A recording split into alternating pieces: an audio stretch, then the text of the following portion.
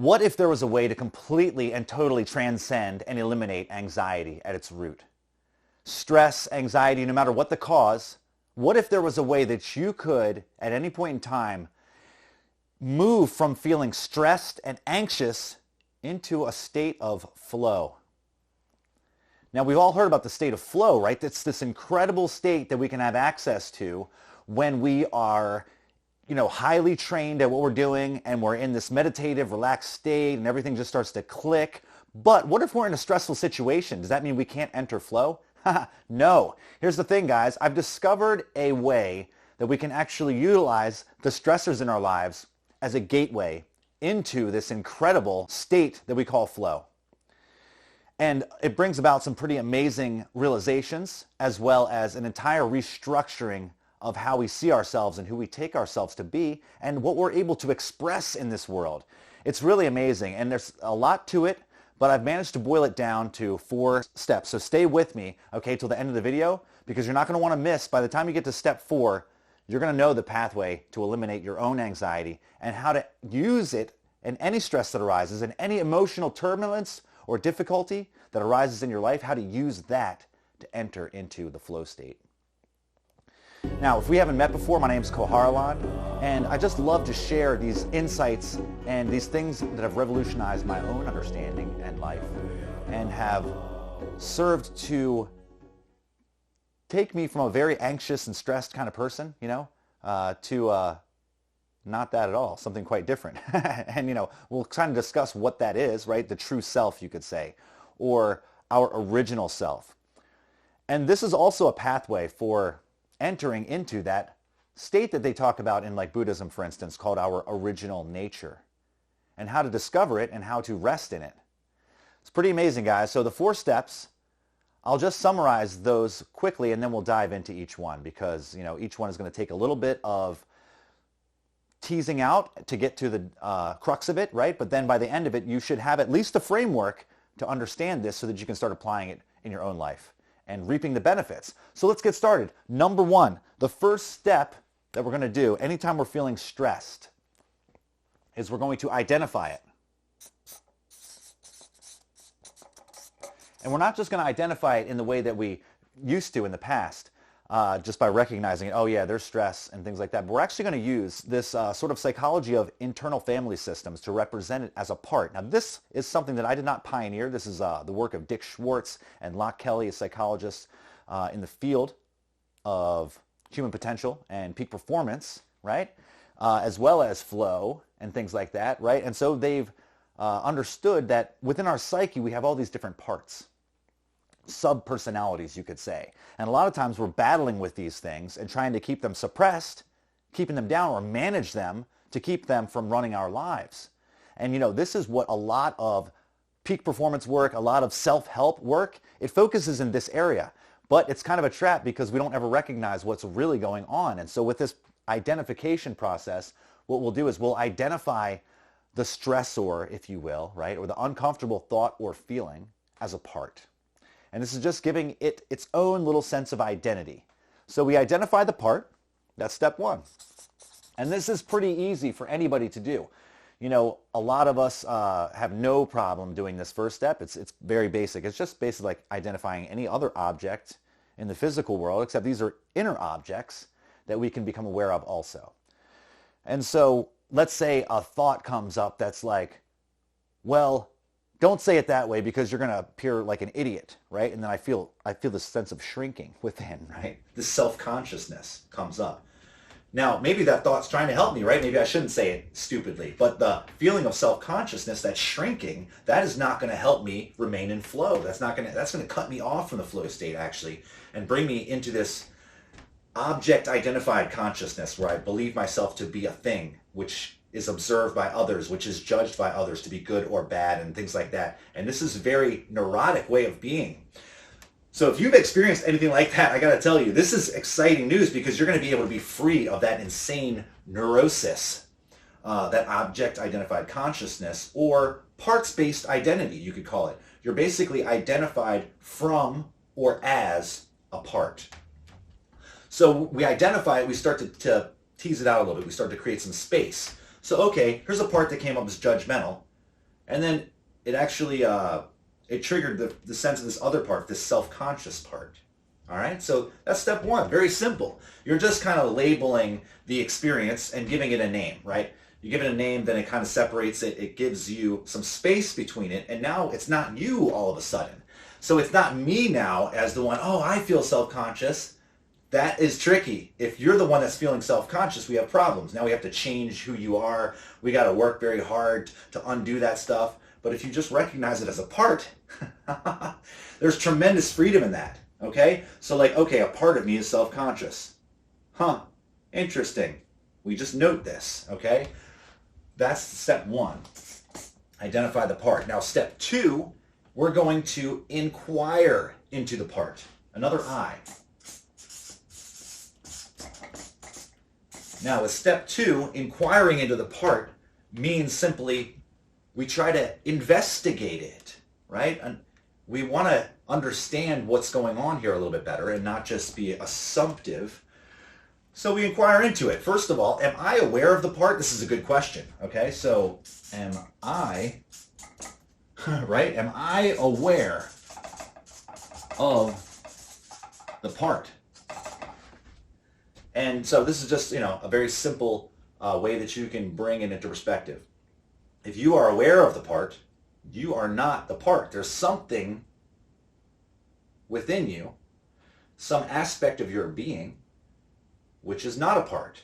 And that's another question that you can ask yourself. Well, hold on, we're looking at all these parts. Am I a part too? Am I a part?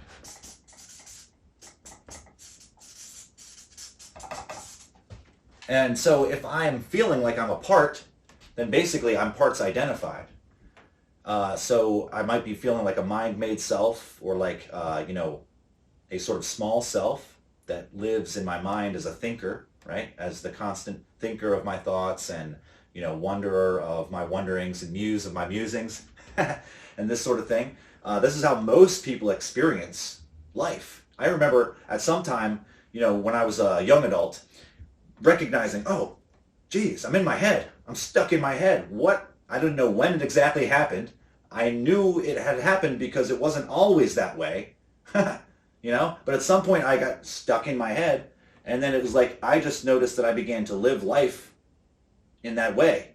And it was a very, very limited, very narrow, trapped kind of experience.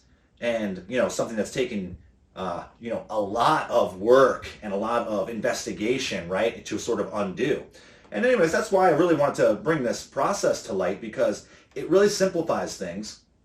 It gives you, a cycle that you can kind of latch onto that makes it a positive feedback loop. So you can kind of recognize anywhere you're caught within this cycle can give you some clues into where you need to do a little more work at your understanding and developing these skills and capacities within yourself. Because I can promise you this, if you're watching this video, you have this capacity within you to free yourself of anxiety. It doesn't take drugs. It doesn't take psychotherapy. It doesn't take, some ayahuasca experience, although these things can certainly all help. And a lot of them are a heck of a lot of fun too. But, ultimately, they should only just reinforce and enhance what it is that you're doing and understanding on your own, okay? So, as we get really clear on who we are, right, as to who you are, as opposed to these parts, you're kind of the central figure, right? This actual, the centerpiece, the substratum, if you will, of all the parts. And if you notice this also, you are the reality. And these parts are all appearances within you, right? But you're the one constant. You don't come and go. You are actually constant. You, the reality, the original you, that is not a part. And if you look at it this way, a lot of times we break it down into subject versus object, and that's what we're doing here. We identified it, we made it an object. Now it's not me thinking I'm self-conscious. It's actually, oh, this part of me thinks it. Okay. So now I, as the subject, awareness, am aware of this part. You see? So now we have subject and object.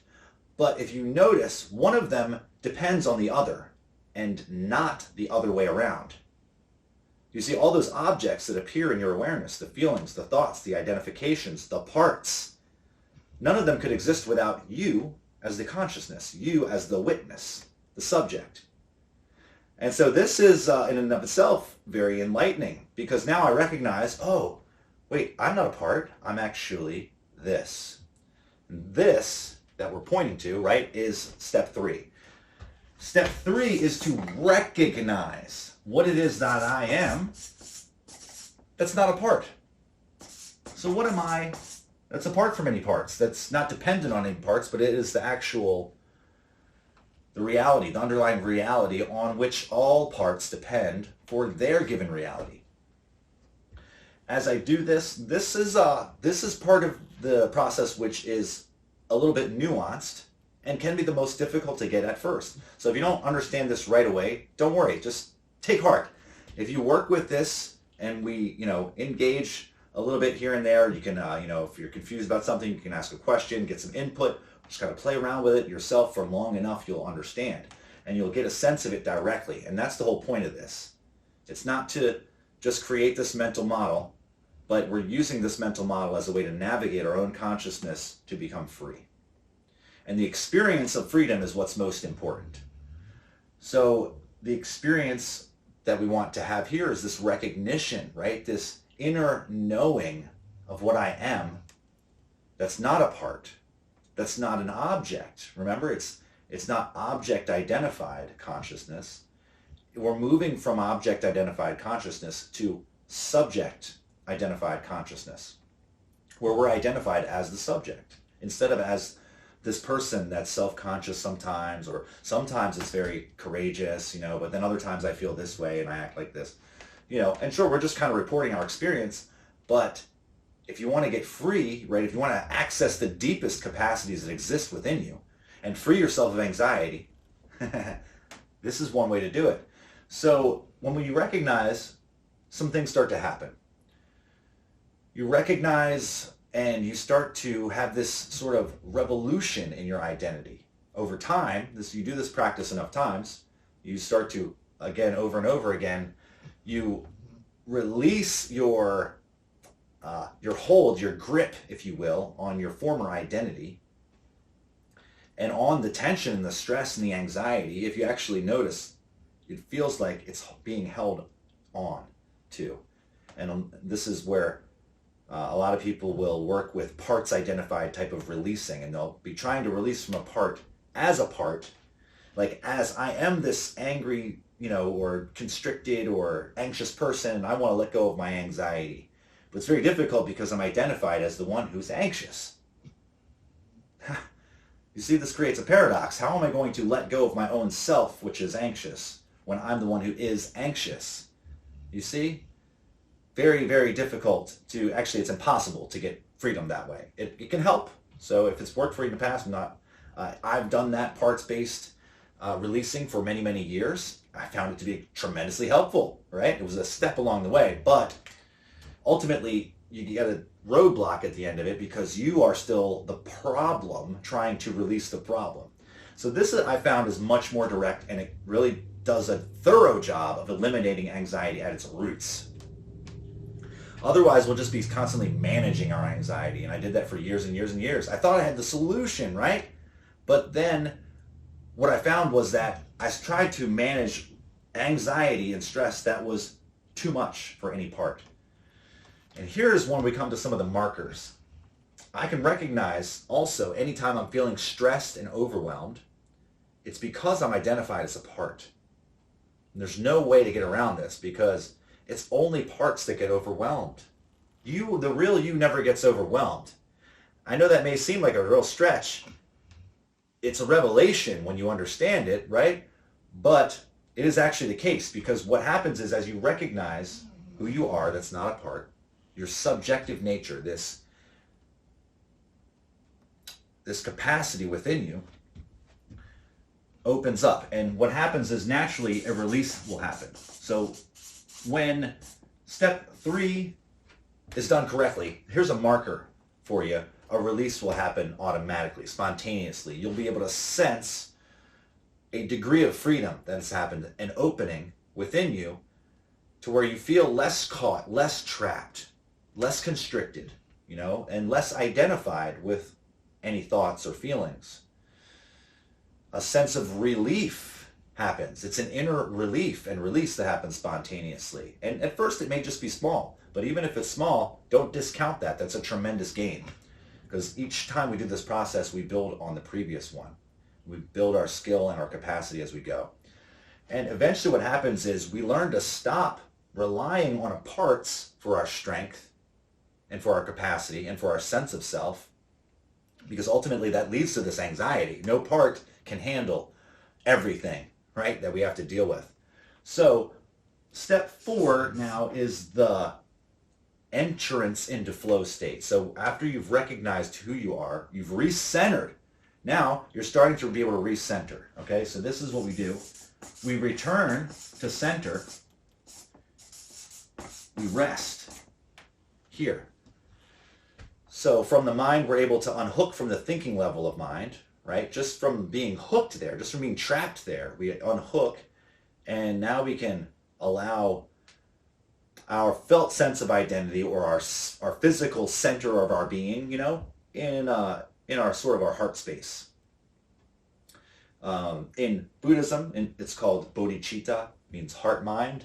So it includes all the mental faculties, right? But it's not hooked to one or the other. So it has the full range of what your ability is, the full range of your capacity. So you see, when you begin to shift from this parts-based identified mode of being and unhook, right, through this practice, you identified, oh, I was parts-based. Yep, there's the part. I got it. Now I'm acquiring, am I the part? Oh, okay, I'm this. Oh, you see?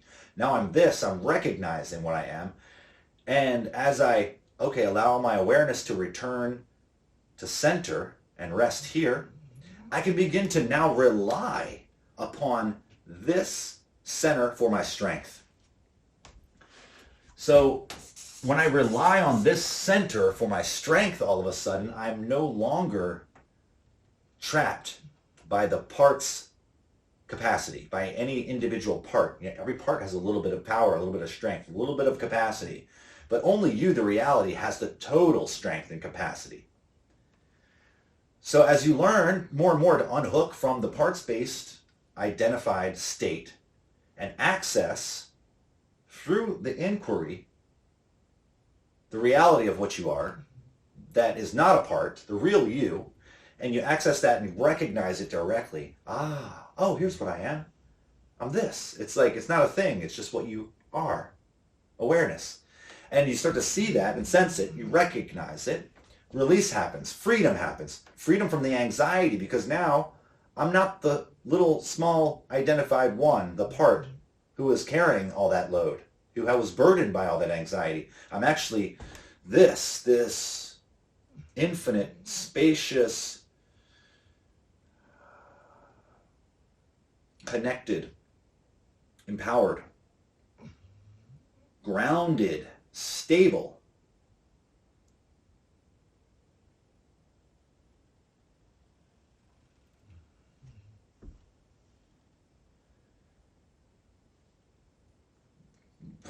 No, I don't know. No more words are coming. Those are just words anyway. They're just pointers to that which we can't even really put into words. So it's, the words are coming from thought level, right? But the reality we're pointing to is this. It encompasses thought, but is in no way limited by it. So thought can't ever really stretch itself to contain it in words, So therein lies a little bit of a difficulty. And again, why step 3 is the most nuanced of all these, because these first two, we're object identified, right? We're externally identified, which is most of the time the way that we're operating anyway. We're thinking about things, we're wondering about the future or the past, or we're, taking ourselves to be these people that we think we are, right? This is all object identified consciousness. And so as we move to step 3, we're now becoming subject identified consciousness. So we're shifting from being always focused on what we're looking at, but missing what we actually are, because what we are, what we think we are, just becomes another object we're looking at, something that needs to be fixed. This is okay, but I don't like this piece. Got to move this around in order to make it, appealing. and all that kind of stuff. That's all objects, right? All self-help is object focused. You're trying to fix things, fix the way you think, change the way you feel. This is going beyond all of that. When we shift to subject identified consciousness, which is the move in step 3, we recognize that, oh, I'm actually not an object that needs fixing. And this is in no way inhibiting to personal growth. It seems like a paradox, right? People say, well, if there's nothing that needs fixing, then how are you going to do anything? You know, you're just going to sit there and like be a blob. Well, what they don't understand is that evolution and growth these are all natural processes. You don't have to do anything to evolve yourself, your consciousness. All you have to do is be awake and aware and not be parts identified where you're so focused on doing this or that, your limited perspective, what I got to get from me and how to protect and all this. You know, when you can drop that, see the big picture, oh man, something needs to be adjusted, something needs to be addressed. It's blindingly clear to you, and you're empowered to do it. So I hope that resolves that in any case, if there was any wondering about that. But once again, so as we move from 3 to 4, just to kind of wrap things up, we return, right? We've returned to center. We rest here. We've started to rely on this for our strength, for our felt sense of identity now. And so what's next? Do I just sit here and do nothing now? I'm just resting? Well, no. This is, again, we rely on this for our inspiration now, for our power. We rely on this for our motivation, our sense of self, right? What we're capable of. It becomes expanded very naturally, and we didn't have to do anything to create that. It's just because it is the truth. And so this work magnifies that. Yeah, so we begin to rely on this for our strength, support, and inspiration. And we can move from here over time. At first, it might be a little difficult.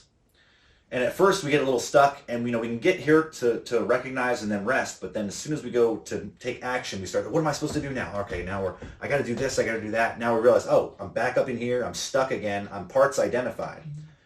And this is so common, it's no big surprise. Just re-recognize, as Locke Kelly likes to say, and I love that quote, because the pattern has been habituated for so many years. It's ingrained in us, so it's no big surprise. We just re-recognize, and as soon as we do that, then we can get that release from the parts identified, stuck-minded awareness. And then we return to center, we rest here, and we rely on this for our strength. Now what happens? Well, so let's say we start to get into action, and then the mind comes back in. Oh, what about this? Well, if I do that, they're going to think this. And then we recognize, oh man, I'm stuck again, I'm lost. Do I beat myself up? Maybe your part comes up and says, you got stuck again. You were supposed to remain in the heart, and then now you did this. You're such a loser. You're never going to get this right, Okay, that's fine. This part came up, a judgmental part. I'm probably trying to help. A misguided little way, right, of doing it, but that's what it's trying to do. It's trying to help. So we just identify it. Here we are back at step 1. And so if you notice, this has actually not just become step 1, 2, 3, 4, but it actually becomes a cycle. So we start with identification, right? We start by identifying the part. Identify the part. Then we move to the next I, which is the inquiry, right? Inquire into the part. What is this part? Am I aware of this part? Is this part aware of me? These kind of things. We'll develop these questions more and more. This is just to get the framework and the basic understanding. So from here, now you've inquired. That inquiry, when done correctly, will bring about the recognition. Okay, so what am I now? What is this subjective awareness? That's not a part, okay? So as we recognize, now we move towards rest, return, right? We return to center. We return to center in the heart. And we just remain. We remain here, even allowing actions to flow from this space. Now our actions become incredibly empowered. So stay with the process, guys. This is the fruits of what you will be reaping as you practice this and work with it is not only freedom from anxiety and stress, but tremendous power and capacity in your future endeavors. You know, in your ability to communicate, in your ability to be vulnerable and intimate in your relationships and things. So many positive gains aside from just the little piece of, you know, being free from anxiety. And everyone would like that a little bit, I'm sure, right? But hey, you can also kick ass in life. So anyways, that's the peace, right, that you want to have, the peace of the returning home, resting in the peace of your own inner self.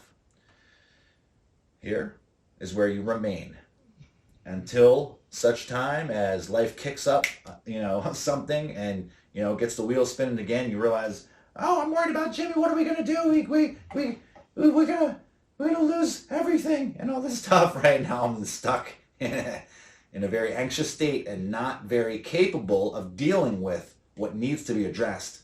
So, the sooner I can recognize, oh, I'm suffering, I'm anxious, I'm stressed.